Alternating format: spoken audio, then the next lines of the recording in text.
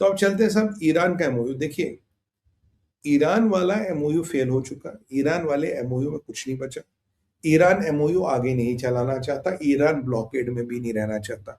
Iran कहता straight of Hormuz closed है, पर करीब करीब आपके 9 से 10 मिलियन बैरल तेल वहां से रोज निकल रहे हैं।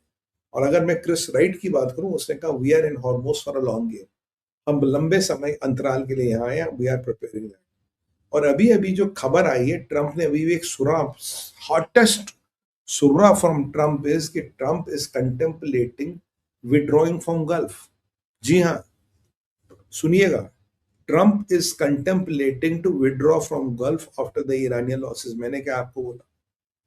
मैंने कहा गल्फ में पूरी आग लगा के निकल जाएगा, ये अपना सारा सामान इसराइल में कंसंट्रेट करेगा, बोलेगा बेटा लड़ो आपस में। अब आपको कल का सरकाजम याद है जब ट्रम्प ने कहा गुड मक्का अलायंस बन गया, अब गल्फ अपनी रक्षा खुद कर सकता है। I told you that is the sarcasm of it. कह रहा अगर तुम अपनी रक्षा खुद कर सकते हो, मतलब if Muslims can do protect the gulf, why not, be my guest. और आपको लगता है जो अभी ईरान ने हालत कर दी दुबई की, और जो हालत हो रही हूतियों की, you know how it is going to work? मतलब I don't think anybody can control the gulf except American. और गल्फ की इकोनॉमी बर्बाद हो चुकी है।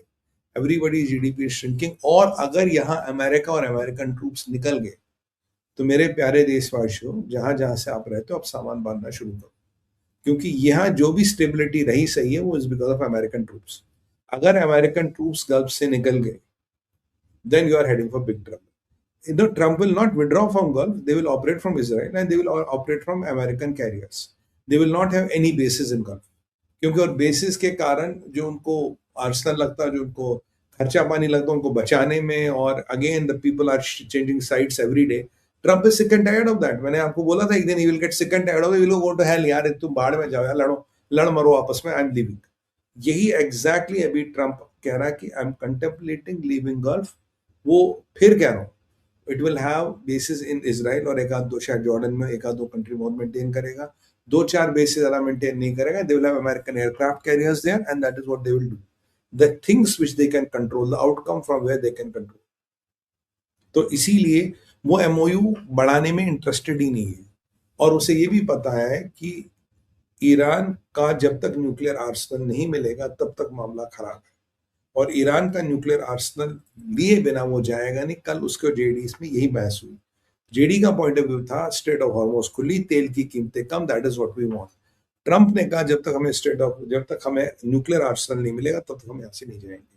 और मैंने आपको एक और न्यूक्लियर आर्सेनल की बात की थी जो सीरिया में है, project Al Kabir, you remember?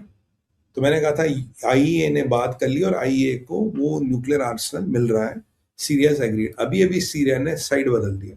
Syria अभी कह रहा है कि मैं वो आर्सेनल नहीं दूंगा, वो मेरे पास रहेगा। And Syria has the right to a peaceful nuclear program. वाह! तो नया एटम बॉम्ब बनाने की कवायद जुलानी साहब ने शुरू कर दी है। You know, troubles for Israel are mounting like hell, and troubles for Middle East are mounting like hell. जब तक इस ईरान का परमानेंट इलाज नहीं किया जाएगा, कुछ यहाँ बदलने वाला नहीं। और आप परमानेंट इलाज जानते क्या है?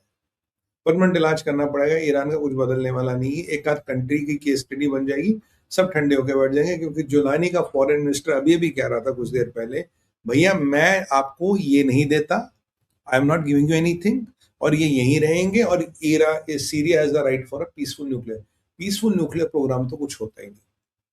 सीरिया को भी एटम बम बनाना है। और अल कबीर प्रोजेक्ट को तैयब अर्दोगन, चाइना और नॉर्थ कोरिया की मदद से रिव्यू करना। और याद कीजिए, अल कबीर प्रोजेक्ट में जो मटेरियल यूज किया गया, जो इक्विपमेंट यूज किया गया, वो सारे नॉर्थ कोरियन थे। My God! इसीलिए ट्रंप के रिलेशन नॉर्थ कोरिया से वो अच्छे करने चाहता है। इसीलिए उसने साउथ कोरिया में कुछ एक्सरसाइजें बंद की। साउथ कोरिया नाराज हुआ, कहता भाई south Korea, I will work for you, अगर तू मेरी बात मानेगा, तू मेरी हेल्प करेगा। जब पुश कम्स टू शव, तू मदद ही नहीं करना चाहते, why should I burn my relations with Kim? मैं किम से रिलेशन अच्छे कर रहा हूं, but because I don't want to antagonise Kim. और किम का रोल जापान के विजावी है, और किम का रोल आपके सीरिया में सबसे इंपॉर्टेंट है। और ट्रम्प और किम को कौन कंट्रोल करता? किम को कंट्रोल करता Putin. So if you disturb Putin too much, he will unleash Kim in Japan and he will unleash Kim in Syria. अगर सीरिया में किम अनलीश हो गया, that will be a very big trouble for the whole region to handle. तो ये बड़ा interesting समीकरण है कि how they are going to handle Kim Jong इन।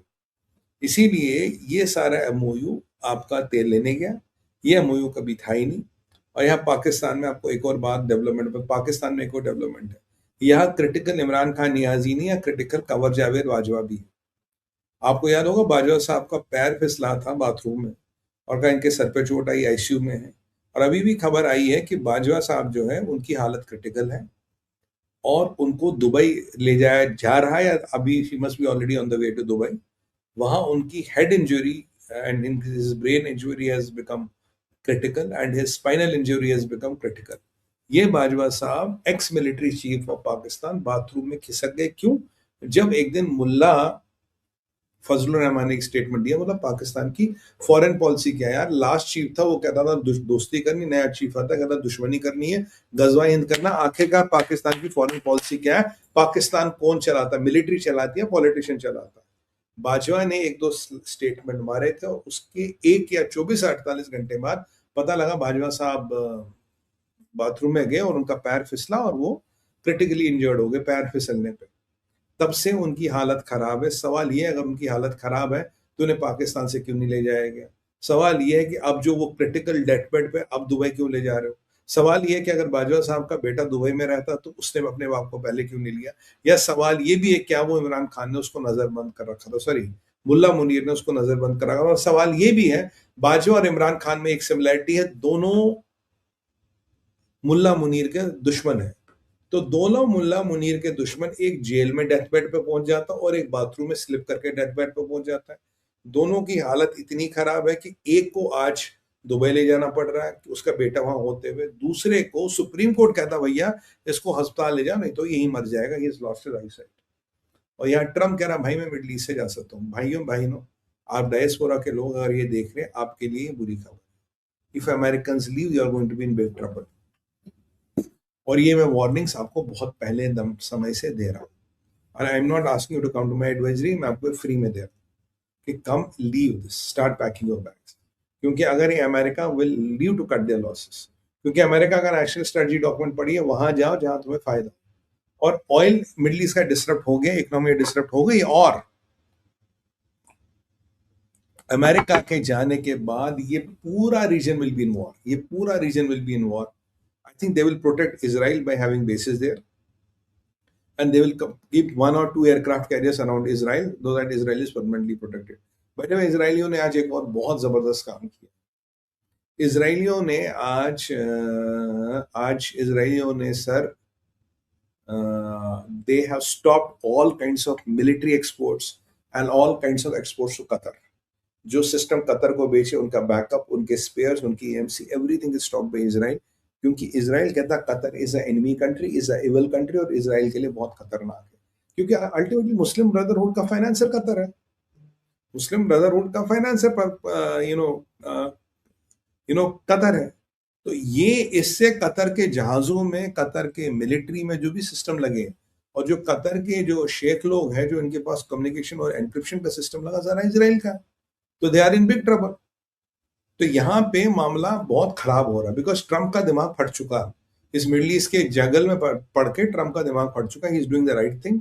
मैं जा रहा हूँ, इसीलिए कल आप समझिए जो मैंने आपको कहा था ट्रम्प का व्यंग था वो, तो उसने बोला हाँ ठीक है ना, बहुत बढ़िया अलायंस बनाई आपने, मक्का अलायंस, अब आपको मिडिल ईस्ट संभालिए सब, हम तो जा रहे हैं, हमारी जरूरत क्या है। और ओमान को तो धमकी दी है। और मैं आपको एक और प्रोडिक्शन आज करने वाला हूँ, बहुत जल्दी ईरान में फिर इंटरनेट बंद होगा, लिख लीजिएगा डेट और टाइम के साथ। बहुत जल्दी ईरान में फिर इंटरनेट ये बंद करने वाले हैं, जो मुझे लगता है। They will very soon close the internet again, because Iran में अब condition is getting out of control. तो भाई अब ये लाइक वाइक का बटन तो दबा रहे हैं ना आप सब, लाइक और सब्सक्राइब का बटन तो दबा रहे हैं, आई होप वो दब रहा भाई, है ना। तो यहाँ पे मुझे ये लग रहा है ये लाइक और सब्सक्राइब का बटन दबाना बहुत जरूरी है, धन्यवाद, और हाइप का भी बटन। तो मुझे लग रहा है कि ये जो मसला है ये आपका बढ़ता जा रहा है। और यहाँ एक ब्रेक थ्रू क्लेम किया था, क्योंकि जेराल्ड कुशनर कल कायरो में थे। कायरो में आप जानते हैं हमास आया था, हमास को आप जानते हैं कतर ने निकाला था। कतर ने क्यों निकाला? करंट चीफ डायरेक्टली मुस्लिम ब्रदरहुड के पेरोल पे है। तो उन्होंने कहा यार तुम यहाँ भी लफड़ा करोगे, मतलब एक म्यान में 2 तलवारें नहीं रह सकती ना, तुम यहाँ से निकलो। ये तैयब अर्दोगन से मिलने गया, तैयब अर्दोगन ने बोला वहां जा, इजिप्ट जा। इजिप्ट पहुंचा तो इजिप्ट में ये इजिप्ट के इंटेलिजेंस चीफ से मिले, इंटेलिजेंस चीफ से मिले, फिर फतह अल सीसी से मीटिंग हुई, और आज जेराल्ड कुशनर कल पहुंचे इजिप्ट, वो मिले उनसे हमास वालों से। आज जेराल्ड कुशनर पहुंचे इसराइल, तो इसराइल में नेतन्याहू से मिले, एक ब्रेक थ्रू क्लेम किया गया। ये ब्रेक थ्रू क्या है ये आपको बताऊंगा, और हमास वालों से क्या बात हुई ये आपको बताऊंगा। तो अब हमास वालों के साथ फतह अल सीसी और इजिप्ट के मिलिट्री जो इंटेलिजेंस चीफ है उसके सामने बात हुई। अब जलाल ने कहा कुछ लोग कुछ बातें तो वो ठीक कह रहे हैं, और कहता डू यू ट्रस्ट, कहता आतंकवादी मैं कैसे ट्रस्ट करूं। ट्रम्प की हालत देखिए, जो हमास ज्यूज से नफरत करता है उनसे नेगोशिएशन के लिए अपना जमाई भेजिए जो है, अपना जमाई भेजिए जो है, मतलब it's master stroke of Trump, मैं अपने जमाई को भेजता हूँ जो है, ज्यूज के साथ नेगोशिएशन के लिए जिनसे ये किलसते हैं। वहां बात हुई तो ये आए यहाँ पे। अब आप जानते हैं कि भाई 20 पॉइंट का एजेंडा था, उसे हमारे इस्लामिक भाइयों ने 15 पॉइंट बना दिया। 5 पॉइंट जो डिसआर्मेंट में के थे हमास के वो निकाल दिए, गाजा के रिबिल्डिंग वाला सिस्टम निकाल दिया। ये हुआ। अब इन्होंने ट्रम्प को बोला साहब देखो आपके 15 पॉइंट ना इसराइल नहीं मान रहा, बहुत नामाकुल देश है, और देखो आप तो पीस की बात करें, इसराइल बॉम्ब की बात करें, जबकि इसराइल ने अभी भी गाजा में अटैक किया और हमास के काफी जहादियों को ऊपर पहुंचा दिया, और हिजबुल्ला के क्षेत्र में, लेबनान के क्षेत्र में अल तहार रीच पे अटैक जारी है, वहां जहादियों की टिकट काटे जा रहे खटाखट जहादियों की टिकट कट रही है, आप जानते हैं। यहाँ पे अब अगर हम बात करें कुशनर की, अब कुशनर आया और उसने एक फाइनली 20 उसे नितिन ने कहा भाई 20 पॉइंट के लिए हम तैयार हैं और फेज 2 में जाने के लिए तैयार है, बट इन्होंने 20 का जो 15 बनाया भाई 5 पॉइंट इन्होंने गायब कर दिए। अब जराल कुशनर समझा बात क्या है, तो जो आदमी तेज है। तो अब जराल कुशनर ने 2 वर्किंग ग्रुप बनाए। अब वर्किंग ग्रुप का मतलब क्या है, बोला 2 साइमल्टेनियस वर्किंग ग्रुप बनेंगे। पहली बात, बिफोर वर्किंग ग्रुप्स कंडीशंस क्या है, हमास गाजा का जो रिबिल्डिंग होगी तभी शुरू होगी जब हमास पूरी तरह से डिसआर्म हो जाएगी। Israel will have right to defend itself against Hamas or any other organization. और अगर हमास के लोगों के पीछे इसराइल जाएगा नहीं बाद में, विच आई डाउट, और इसराइल की सुरक्षा को लेके और हमास पे कार्रवाई को लेके कोई टेंशन नहीं है, और अगर ये अरेंजमेंट जो नया फेल हुआ, then America will support Israel to go and finish the job in Gaza. ये पॉइंट इंपॉर्टेंट है। अगर ये जो मैं आपको अरेंजमेंट समझा रहा हूं, अगर ये अरेंजमेंट फेल हुआ, then America will support Israel and go and finish the job in Gaza. निपट डालो सबको। अब अरेंजमेंट क्या, 2 वर्किंग ग्रुप बनाएंगे ऐसे, ये दोनों साथ चलेंगे। ये है डिसआर्ममेंट ऑफ हमास एंड ये डिमिलिटराइजेशन ऑफ गाजा। तो जितना जितना हमास का डिमिलिटराइजेशन डिसआर्म हो गया, उतना उतना डिमिलिटराइजेशन गाजा का होगा। अगर ये रुक गया तो ऑटोमेटिकली रुकेगा। तो ये जो खेल, ये जो अल तकिया का खेल, Tayyip Erdogan new kingpin of जहाद, इस्लामिक जहाद जो खेल खेल रहा था कि मैं अब ये कर दूंगा, मैं अब ये कर दूंगा। भाई उसने आज बोला कि आप ईरान से बात करो, ईरान से मैं बातें करनी चाहिए, वो ट्रम्प बात करेगा नहीं, इट्स अ डिफरेंट इशू।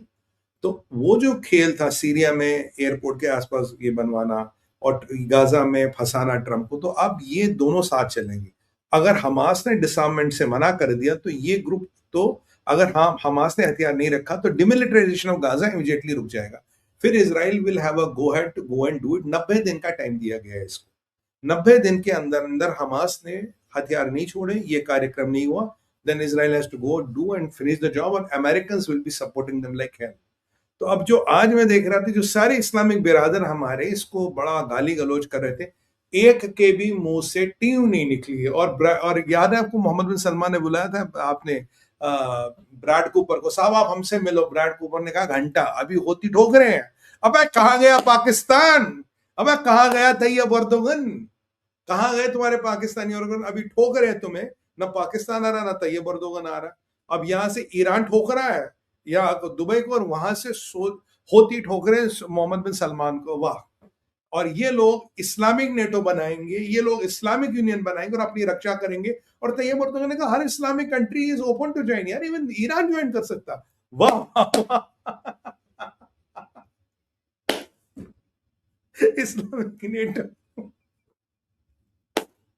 मतलब इस्लामिक नेटो देखिए क्या, और क्या मुस्तफा हैज वांट ट्रम्प।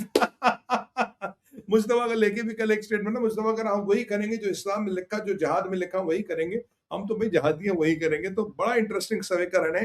तो यहाँ हमारा ये जाके कहीं ना कहीं फंसता जा रहा है। और पाकिस्तान से लेके एक और अपडेट है, आपको पता है पाकिस्तान में अपडेट यह है कि पाकिस्तान में का हेल्थ मिनिस्टर कह रहा है जो 40% बच्चे यहाँ पैदा हो रहे, जो 40% बच्चे यहाँ पैदा हो रहे मेंटली रिटार्डेड है।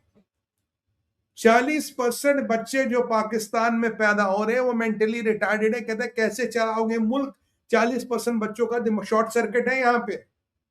क्यों? चाचा जान से शादी, मामू जान से शादी, जान जान भाई जान से शादी जो हो रही है ना घर में शादियां। मुल्ला मुनीर ने बेटी के अपने भाई के बेटी से बेटी की शादी कर दी, ऊपर फर्स्ट फ्लोर से सेकंड फ्लोर बारात आती है, मतलब बचपन में साथ खेले बढ़ते हैं, कल को उनकी शादी हो जाती है। ये जो इनब्रीडिंग हो रही है, ये जो घरों में शादी हो रही, इसके कारण ये बवाल हो रहा है। याद कीजिए यूके में 6% मुसलमान आबादी है, 70% बजट खा रहे। वो एमपी अपनी छाती पीट रहा था कि हम यूके वाले कहां जाएंगे। अब पाकिस्तान का मिनिस्टर कह रहा 40% बच्चों का दिमाग शॉर्ट सर्किट है, कैसे चलाओगे पाकिस्तान, क्या करोगे पाकिस्तान के। पाकिस्तान हेल्थ और फैमिली प्लानिंग मिनिस्टर कह रहा है। अब बताओ भाई साहब क्या हो रहा है। और नितिन याहू ने बहुत बढ़िया खेल खेला। मुस्तफा ने कहा जी हम तो अपना वही कार्रवाई करेंगे। कश्नर ने अल्टीमेटली ये दिखा दिया वो डिवोट जो है, और उसने जियो के फेवर में बहुत शानदार डिसीजन लिया, 2 वर्किंग ग्रुप भाई डिसआर्मेंट और ये साथ। और जो उम्मत की चाल थी इसराइल को फंसाने की, जेराल्ड कुश्नर और नितिन याहू ने उसे पलट दिया है। और आप जानते हैं भाजपा को मैंने आपको बता दिया 40% बच्चे मेंटली रिटार्डेड है। और ओमान को लेके ट्रम्प ने कहा, आज भी कहा कि अगर ओमान सुधरा नहीं हम उनको रोक देंगे। मुझे लगता है यार बहुत बेचारा ओमान बीच में ना फिर ठुक जाए। और आपका ईरान कह रहा कि भाई हम तो ऑफेंसिव पे जाएंगे।